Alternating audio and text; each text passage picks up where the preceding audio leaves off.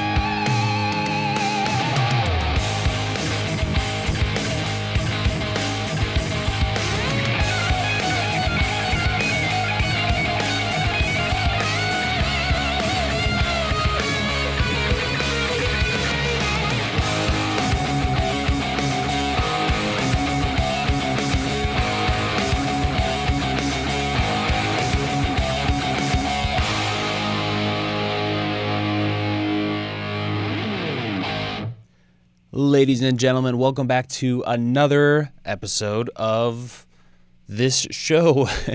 Good to see everyone back. I don't know, I keep brain farting whenever it comes to the title of this thing. We've been doing 30 of these. This is episode 30 of the Video Production Helpline. Maybe I should change the title if I can never seem to remember it. Let me know if you can hear me okay, if things are sounding all right. I'll take my earbuds out because we don't need those anymore.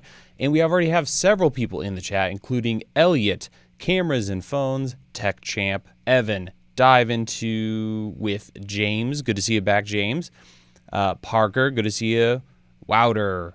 Brandon, what's up, Brandon? Wendy, Carson, and others. So welcome, everybody. We're going to dive into your questions here in a moment. Couple things. Been, dealing with Thanksgiving.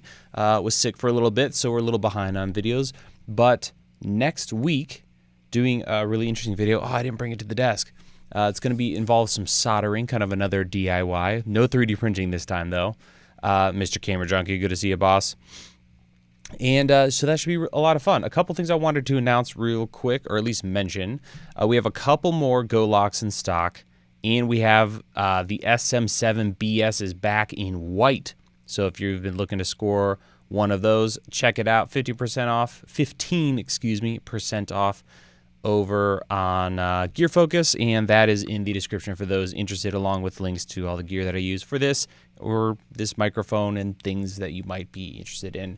So let's go ahead and dive in. If you guys have questions, drop them in the chat. We're going to go for, let's say, let's do 45 minutes today. How about that? And then that's the deal. Anything new? Anything I miss? I feel like I haven't really been online for a couple weeks. But good to see you all. Thank you guys for hanging out. Let's see. Any questions? Everyone's just being super nice in the chat here. Good to see everyone. Tom, good to see you, Tom. Brian. Swiss Smith 1. The Storytelling Dad. What's up? Rob. Okay, here we go. All right, so we got a question here. Let me move this microphone a little closer. Good to see you back. I have a question. Started out with the Canon 5D. Let me throw this up. Mark II, which was a milestone for digital photography and video. Do you think the Canon has almost done it again with the new R5 Mark II? Well, dadgummit, if I don't... Well, the R5 Mark II, when did that... Was that recent? Like super recent? Wow, I really should know this. I don't know if it's... I wouldn't say it's like the 5D2. The 5D2 is pretty legendary. And there's been nothing from Canon that has completely blown my socks off like that camera has. And I don't know what it would take for us to see another camera like at that level. Like there's a couple cameras in recent history that have, been a kind of a big deal. I would say the GH4 / mainly the GH5 was a pretty big one. The A7S III was a pretty big milestone. Now all of the cameras that are coming out are pretty fantastic. But maybe I'm confusing the R6. So the R5 Mark II, was that like in the last couple of days, which I would not have seen or heard. I've not been checking out the news. So yeah, I'll have to check up and catch up on that. Rob, any alternatives to the Sony XLR F3M you'd recommend? You're talking about the XLR unit from Sony. Alternatives, I mean, that one's pretty fantastic because, or is that the microphone? Man, not starting off to a great start, are we? Let me just make sure that's not a typo. XLR X3M. K3M is what you mean, correct? If that's what I believe what you meant to type in.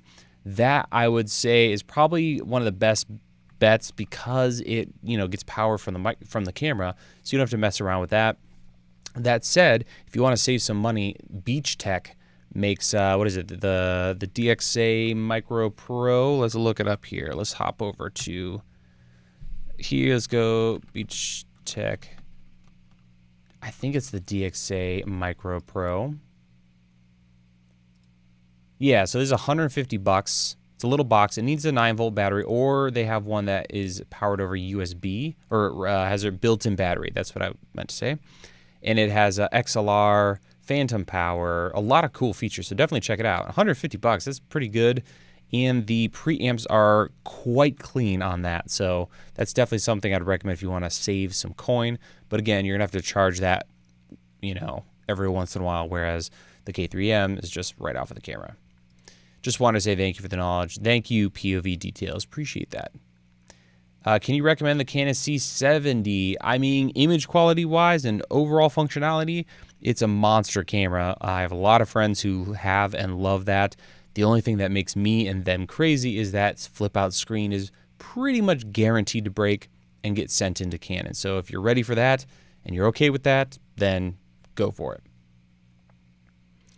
I can't help you with that, fellow creator.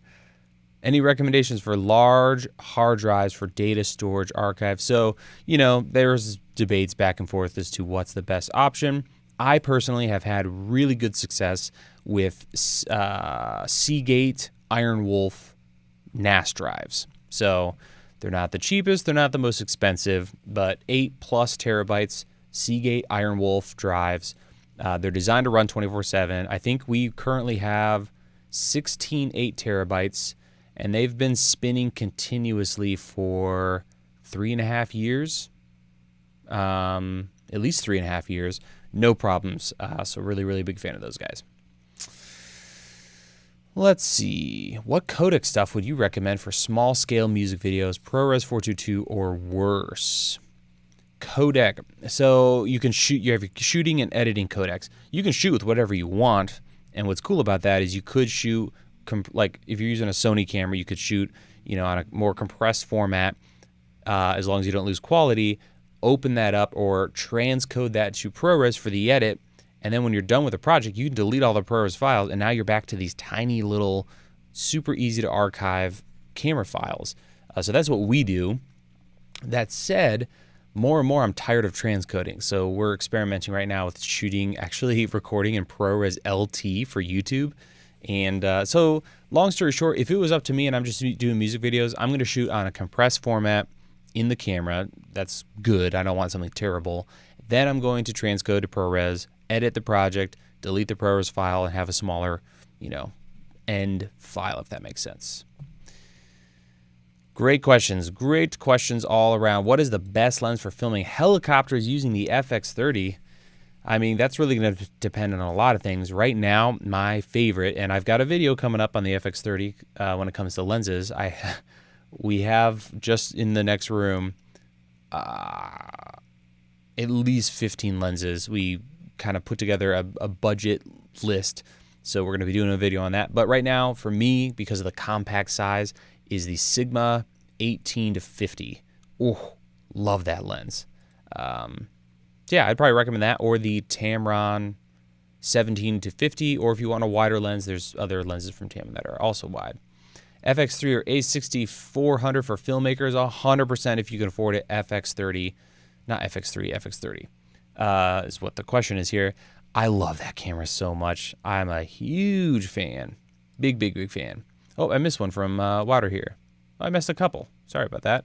Let's go here. Any light you'd recommend as both a studio strobe and a constant light? I don't do stills work, so I really can't help you with that. I mean, I like the idea of just one constant light that does it all, but I know Godox has something like that. 2 questions. What bitrate are you pushing out to YouTube that gets reliable video? And have you done anything like remote switching? And if so, what software? So if it was remote stuff, I'm liking the looks of all of the Atem Connect stuff, but I don't really do that, so don't quote me on that as the best solution. When it comes to bit rates, these days, you know, the ideal is you send a huge file up to YouTube, they compress it, and that's that. I've been, you know, compressing my stuff, not super heavily, but definitely not sending the largest file possible to them. The actual bit rate, I mean, you can shoot me an email or a message there, and I can look it up for you. Oh, here, let's do it right now. I think we did this last stream, didn't we? Let's open up compressor and see what my settings are. So I'm going to move this to a window where we can see it once compressor loads up. All right, here we go. We're in compressor, Apple compressor, which is what I use to compress our videos.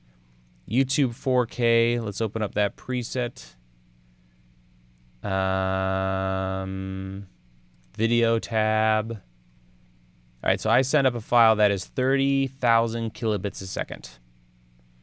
I believe that's the right one. Yes. And so it's definitely more compressed than, you know, probably what I would recommend.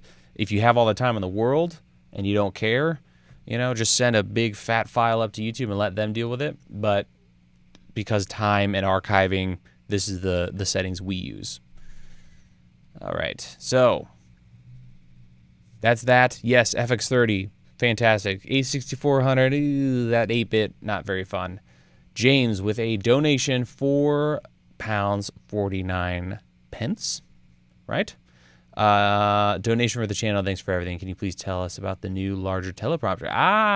Let's look that up, because I do have a much larger teleprompter. I keep meaning to set up another camera so I can just show you what I see. That would be really fun for these streams. But let's look up. I'm going to hop over to Amazon and go to my orders. So the screen I'm using, I can tell you now, is a 12-inch. It's the Lilliput A12. I have a review on it forever ago. Teleprompter.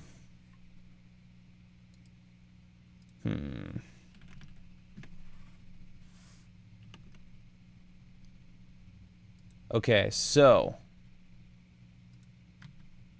let me pull up another tab.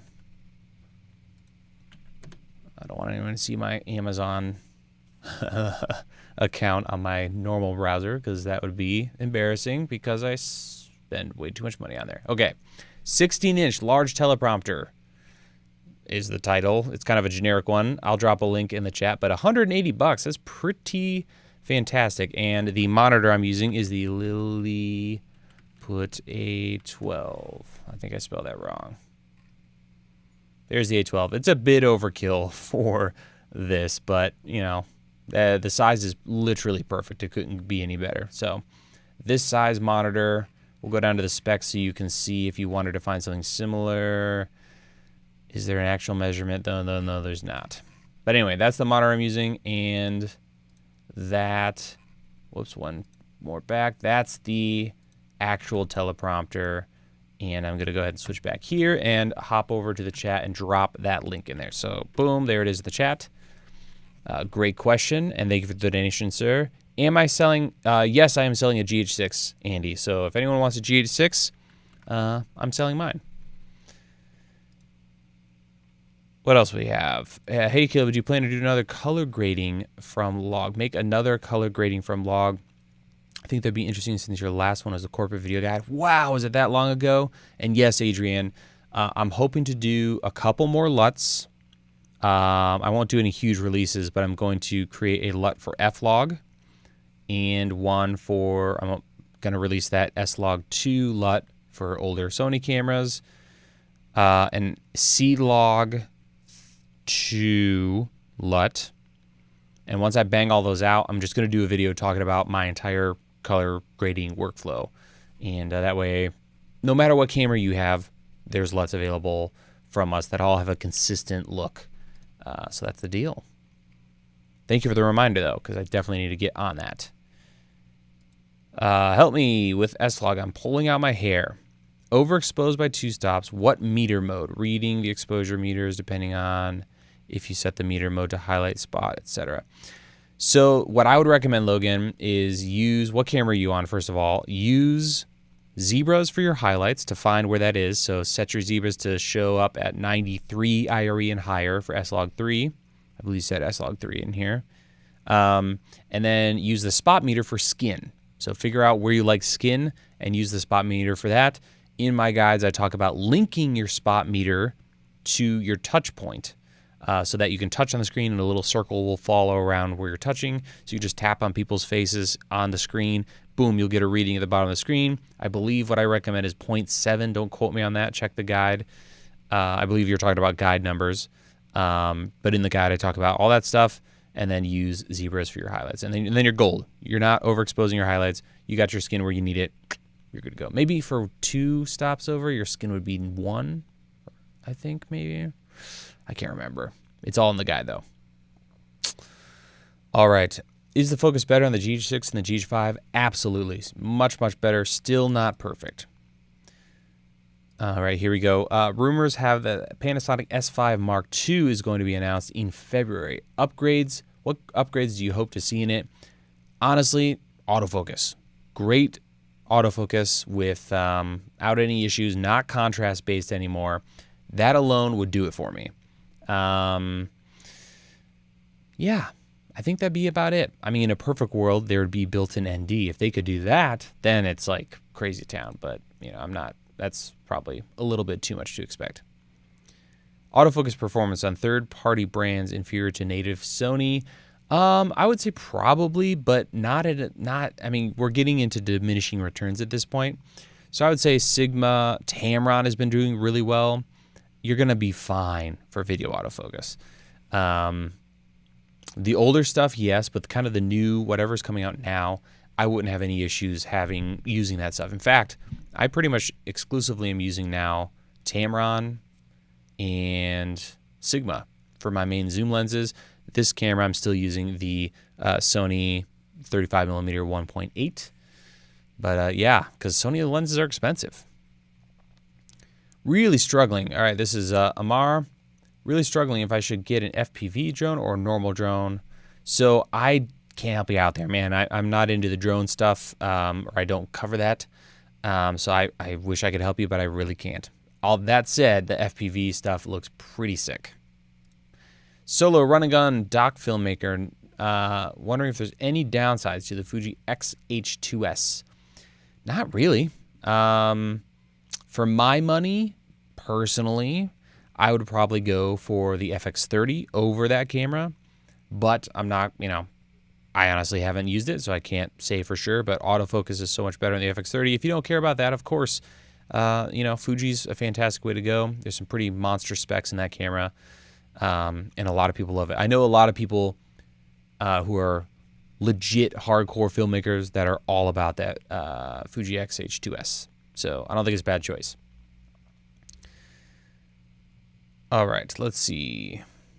Bought an M50 and it's supposed to come Friday. Do you know if there's a good choice? Do you know if it was a good choice because I got it on Black Friday for $300? That seems like a decent price, but I don't know what the going rate is these days. The way I price things out is I go to eBay, or here, I guess we can show this, right? This will probably set me behind, but let's go to, what is it? Camel.com.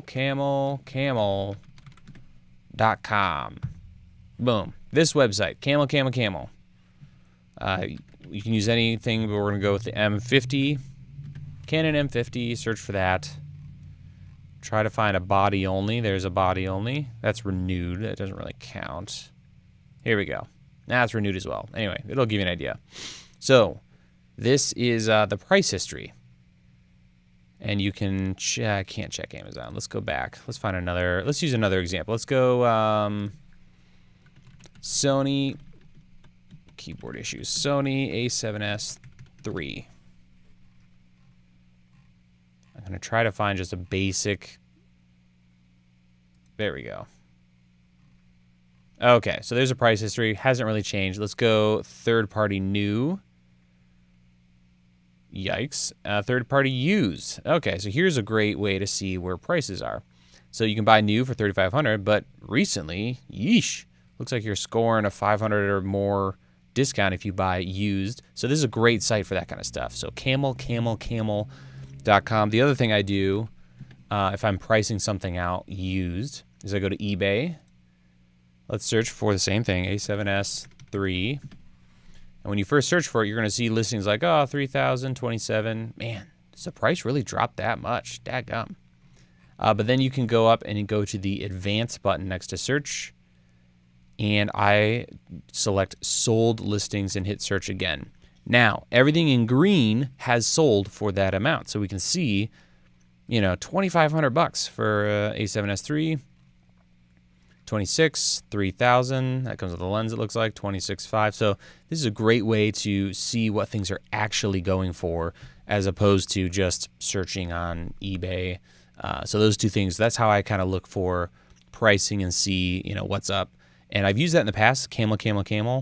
And it's really handy because every once in a while you'll find something you want and you can see that for the last 3 years it's gone on sale on Black Friday for a couple $100 off. So it's a great way to, you know, if you have a list of stuff you want to get eventually, use that site, excuse my phone, and see if it's often goes on sale and you can save a couple $100. Whew, where were we? Oh boy. Oh, I'm close. Jonathan, what is going on, good sir? Great YouTube channel. Just got my Go lock cages in. Nice. They're awesome. Haven't installed them yet. They seem very tight fitting initially. Should I worry about them breaking on install? No. They should be nice and snappy. So, you know, there's definitely going to be some resistance when you pop your Go in, but I did not want Go's falling out, especially since you're plugging in a microphone and locking it in place. We don't want any wiggle room. So it will break in. If you're constantly popping it in and out, it's going to break in and it won't be, you know, as tight. All right. Boom. So we got that covered. What do I expect from the FX3 Mark II? Are we already ready for a Mark II? Good grief. I mean, FX3 Mark II, I don't think we're going to see one for a while. Yeah, I don't think we're going to see one for at least, I'm going to say 2 years. Because they've just did a firmware update for that camera.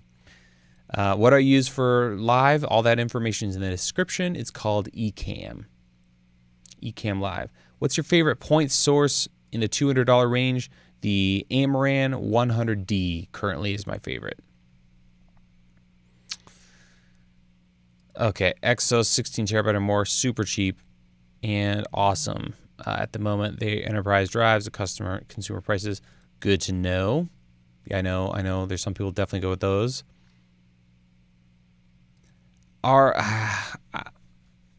S5, I mean, it's going to be Canonville, all the good things about Canon with all the bad things about Canon. But you're going to have better autofocus. That's going to be the big one, I would say, between those two cameras, and frame rates and crops, I believe. When you use the Super 35 mode on a full frame camera, let's say on the A7S III, is there a video file created using the full frame resolution of the sensor? When, like, let's say on this, is the video file created using the full frame resolution sensor? Oh, so great question. This is oversampling versus crop. Depends camera to camera. Some cameras will crop into the middle. Wait a second. What are you trying to say? I'm not quite sure I understand your question there. When you use the Super 35 mode on a full frame camera, is the video file created still using the full frame resolution? Okay, the resolution, right. Depends on the camera. You almost all the time no, because you're having to crop in, so you're not going to have the same resolution. If it's like the A7S, you know, it's like around 4K, you know, resolution, you have to use 1080 in the middle. Or if it's this camera, which is a 6 or 7K, to get Super 35, you're going to lose resolution and it's going to be smaller, you know, 4K or something like that. Sorry, struggling with that.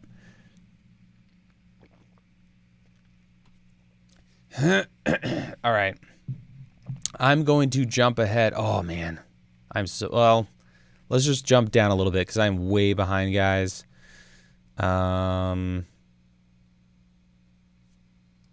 Will I get better quality when shooting 120 in 4K and slowing in post? Or is it the same as shooting a variable frame rate? So shooting at 120 lets you do whatever you want with that. So you could, since you have sound, you could just drop it in a 24 frame per second timeline and use it. Whereas when you use variable frame rate or, S&Q on Sony, you're forcing your hand, right? It's slow motion. So that's kind of the difference between the two. Sorry about my voice. Ooh, starting to lose it here. Okay, moving into an uncompressed format, shooting with Atem, skipping, transcoding, and then sorting through rushes in a compressed format for raw use down the road makes me so happy. Okay, crazy. Wow. Working with they're talking about drives. Caleb, what's up? When choosing to getting a second camera, adding to your live stream, do you recommend getting a higher quality camera and making your regular camera B, or just match cameras? Depends on your budget, or what cameras really. But I like the idea of two of the identical camera, so trying to stick with that if possible. But yeah, you could totally go. I mean, if it's an overhead camera where you're just getting a close-up of a tabletop, definitely get a cheaper camera, or do what you're saying, buy a nicer one and move that to your A cam. But if you're getting, if I had this shot and then another shot that's tighter on me, I'd probably want the same camera. All right, what's the best option for SSD Blackmagic Video Assist? T5s are getting expensive and hard to find. T7 won't work. Could you do something like this, where you have just an SSD with a USB-C to SATA, just your basic, SATA connector? Would that work? Let's see if you can see that. Because if so, these are super cheap, and you could rig something like this up pretty easily and save a lot of money. But I don't know that much about the video assist. Caleb, I know you're a fan of the tilt to side handle focus. As those are discontinued, do you have any recs for an affordable, compact follow focus knob or side handle? I don't, Bryce. I haven't been looking into that stuff recently. So are all those side handles not a thing anymore? If so, that's really a shame. Yeah, I know. Does Small Rig have one like that now? I'll have to check that out. Came from Philip Bloom's live stream. He's doing a fundraiser. Oh, cool. Awesome. Well, Philip, Godspeed, good sir. Bought the Canon M50 on Black Friday. Yep, we talked about that. Oh, live stream bitrate from earlier. Yikes. I couldn't tell you what I have mine set to. Good lens for close-up medium shots, documentary, and low light. Yeah, I would say a zoom. I like zooms for documentary. The one we talked about, the Sigma, is good. Thank you for the kind words. Nockstrom. Okay, got a live stream coming up. Potentially unreliable internet connection. Ooh. Holy smokes. That's a lot, man. Yeah, maybe try to get two, if you can get another hotspot as a backup or something like that. Is probably what I would do. What is good? I think a variable. Oh, maybe I'm missing something. Is there context to this? I love me a variable. They're great. Oh, boys and girls, I am behind. I'm going to speed up. What is the teleprompter app for iPad? I don't use an iPad, actually, so I couldn't tell you. Fallen victim, but I'm sure someone in the chat could hook you up. No news yet, Carlson. I need to get that done. I think they're done. I just need to do like 1 or 2 final tests to make sure there's not going to be any issues. Good, good. Color grading. Oh, okay. Everyone wants the color grading stuff. I'll have to get on that. Let's do that soon. Have you ever done a tutorial about bounce cove lighting? Are you talking about like bouncing light with like a rounded reflector of some kind? Or did I misread that? Black Friday, finally switched to full frame, went with Canon EOS R. Any recommendations for handling C-Log? Well, I have a C-Log 3 LUT for $20. that I'm a big fan of. If you're talking C-Log 3, definitely figure out where it clips and make sure you can overexpose as much as possible without blowing your highlights. It's kind of tricky on that log because it's not very flat. Yes, there will. It'll be hidden, but you can find it in the playlist on the channel. Oh, if someone's asking about the microphone, SM7BS, it's a 3D printed housing mod for handheld microphones. So you can check that out on the channel. I mostly do educational corporate work, have a bunch of VF lenses, really want to keep using them. Which mirrorless would you recommend? Okay, 100% you got to go Canon. As for 4K 120, would you recommend that shoots 120, 4K not necessary? Check out the newest crop of cameras from Canon. So you're probably going to look at the R6, R6 Mark II, R5, all that kind of stuff. See what you can do there. I mean, the R5C would be great if you can afford it too. Here's a question for Nikon users. Can't help you there because I'm not a Nikon guy.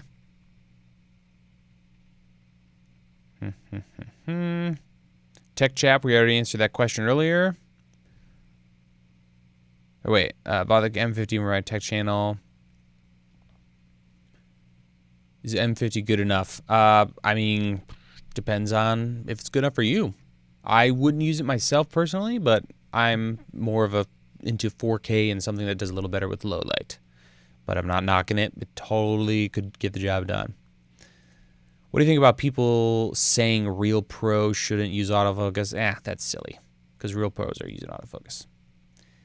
If I'm shooting a pilot of a web series and wondering the best way to mic it, some scenes will have 4 to 6 characters. Budget is around $3,000. Very small, inexperienced crew.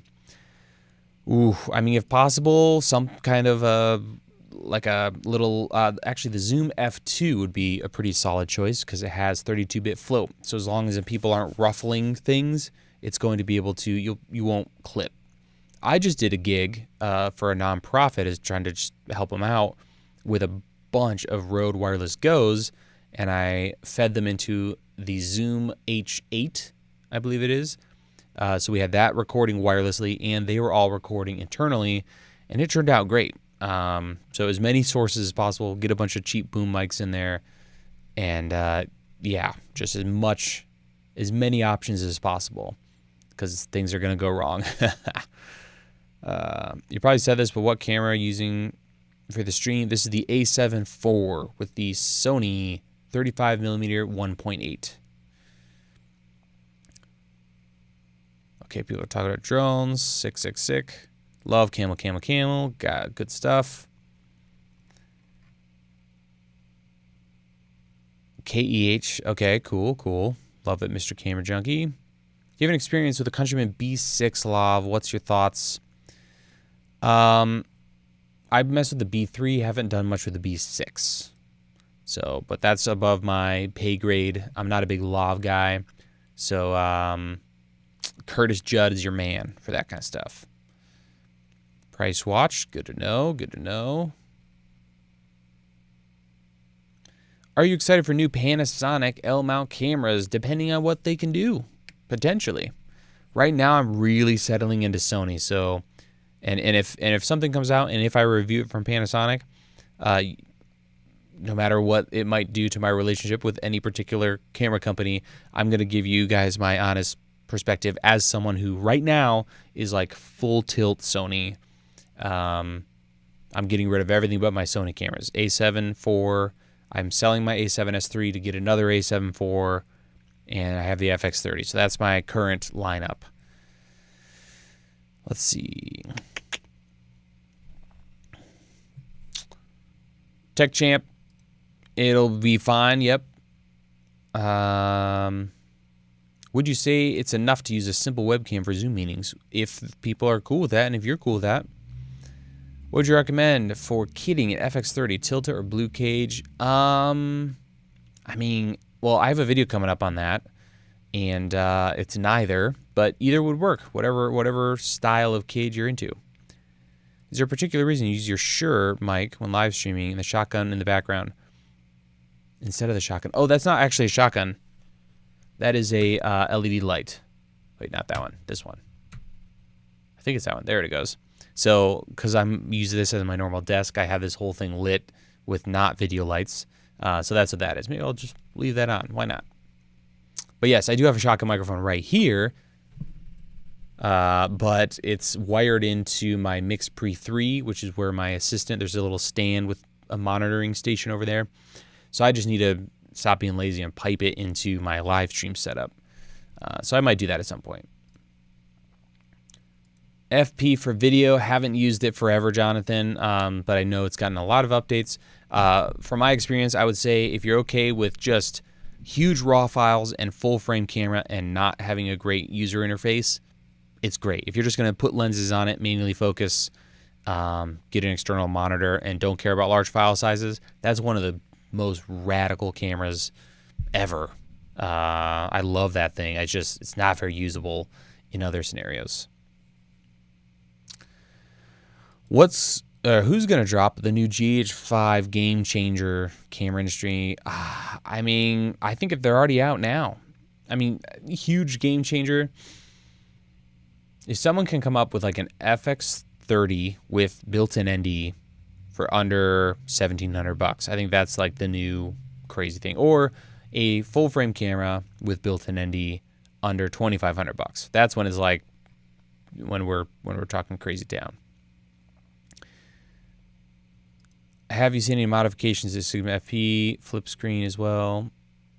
I have not seen the modifications. I'll have to check that out, Evan. I have a theater shoot with the white with house lights. FX6. It'll be low lit. Should I use the Sony f4 to 105? Oh, no. Yeah, if you're low light, I would say minimum f2.8 lens. If possible, just shoot primes with f1.4 or something like that. Do you use audio hijack on your Mac? I have in the past, Blake, but it's been a second. But yeah, man, that takes me back. Thoughts on ND mounts between the lens and the camera? I prefer front because I don't like faders, and everything's fader right now. I mean, they make those ones with the little filters that you can remove, but now you have a hole next to your sensor, and that just doesn't make me feel good. C70 FX6, for me personally, that's a tough one. Probably FX6, just because I'm in the Sony ecosystem, and that stinking screen on this C70 just makes me crazy. How it breaks. Are you selling your G6 because you don't like it anymore? Prefer the FX30 over it? Pretty much, Andy. I think it's still a great camera, and it definitely does. The image is... I can't keep all the cameras I purchased, so the one that's on the cutting block right now, unfortunately, is the GH6. But if I had more capital coming in, I would probably keep it as my personal camera, because the sensor on that, I just love that sensor. But, can't just keep cameras laying all over the place. My Sony cam's good for Atem Mini or doing a capture card. You could use it without a capture card if you have a newer one. Thanks for answering the question. Gotta head home. Have a good one, Jonathan. Thank you for hanging out. All right. Use Ecamm Live, but do you have an A10 Mini Pro as a switcher? Yes, there's a Pro ISO here on the desk. I don't need the ISO for streaming, but when I do my camera guides, I also record on this thing just in case, something goes wrong with our camera recordings. So that's the deal. Nate's Film Tutorials. Thanks for dropping by, Nate, and for the donation. Everyone should check out his channel. What's the biggest mistake you learned this year? I'm going to be doing that in an upcoming video, actually. And I would say it's... I would say the biggest mistake I made this year was thinking things will just keep going as they have always gone. I've been very fortunate that for the last 12 years, every year has just been... the business just keeps growing, and things have been doing well. This is the first year in 12 years that it's gone the opposite direction and not done well. So, you can easily get comfortable and not keep, your thumb on the pulse of either the industry or be willing to see things going wrong and make changes as needed. So that's one of the many things. What else? Kind of less is more. I go back and forth. Like I build up more complicated systems and more complicated rigs and setups, and then I kind of bring it back down. And I'm kind of in that bringing it back down stage right now. So I'd say that's probably what's up. Are you using a new camera today? No. Looks different and better. Colors look more rich and punchy. No, the same setup. Yeah, this is the A7 IV with my LUT. This is the one-stop LUT currently applied. Chris is your man, everybody, for FPV. Awesome. Thanks for hanging out, Chris.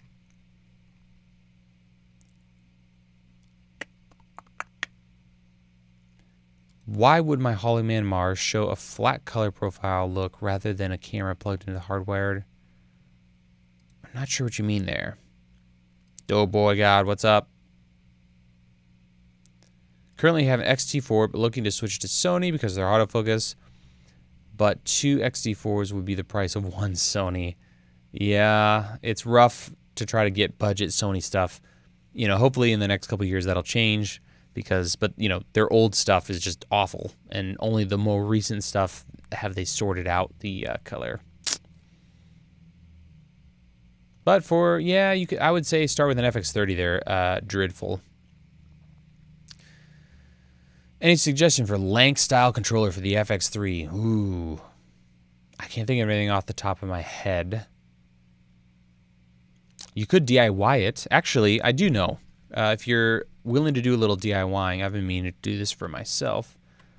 There's a super cheap controller you could plug in and turn it into a nice wooden handle. Let me look it up here. It's let's see, what is it called? Sony multi. What do they call that thing? The multi connector remote.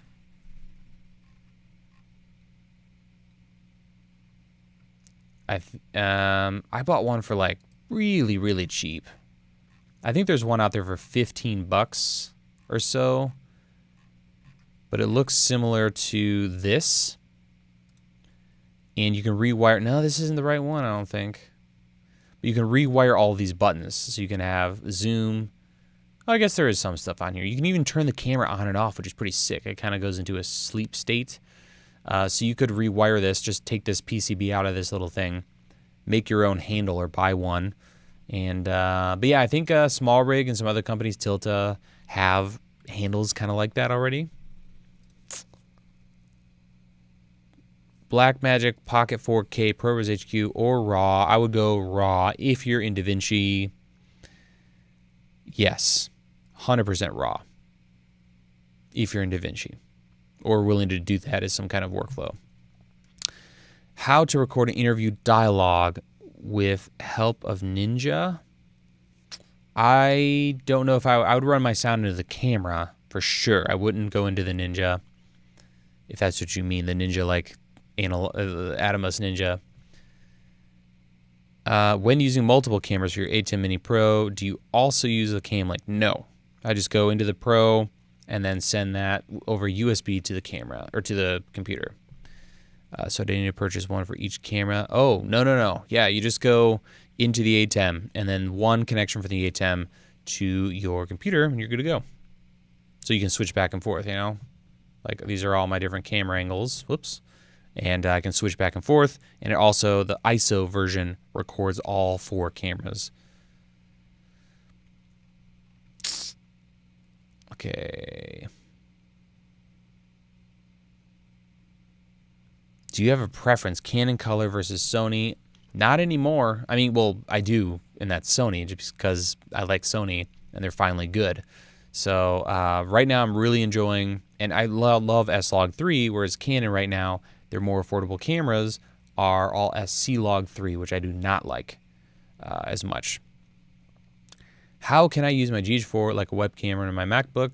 HDMI out into some kind of little USB capture card like the Camlink or the $30 stuff you can find on eBay. Which 3D printer do you have? Great question, Alex. I'm rocking a bunch of Prusa i3 Mark III S Pluses. So that's what we're using right now. We just ordered 2 more. So they've just been awesome. Which camera do you use for your streams? A7 IV.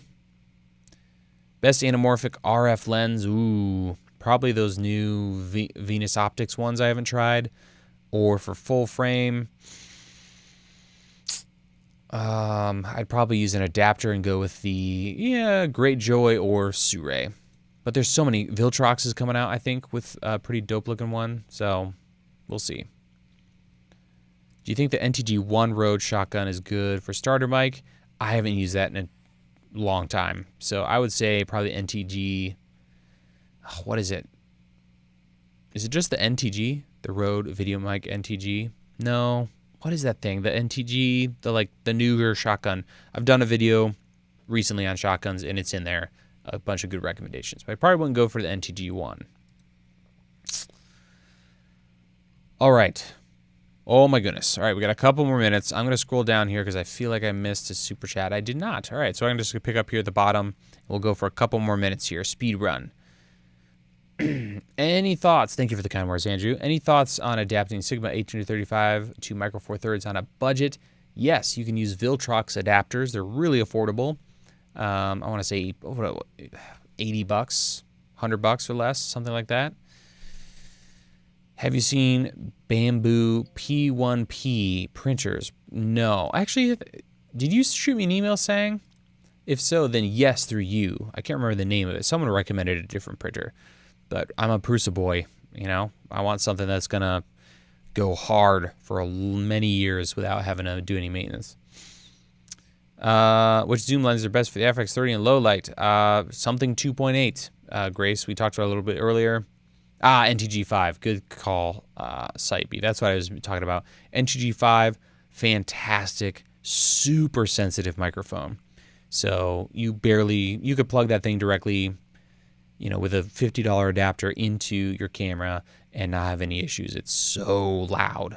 So that's a great option if you don't have really nice preamps to work with.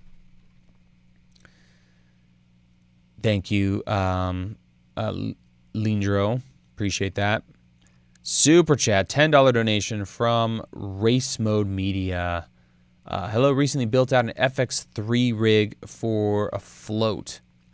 Things got immediately busy and need to look at buying a second camera for support. Would you recommend an FX3 or FC30? And think you mean FX30? Ooh, that's a good question. Honestly, Race Mode, I would say FX30 because that'll give you a Super 35 and it looks like you do car stuff. So having a crop sensor with a long lens is a great combination for stuff where there's a car on a track far away from you.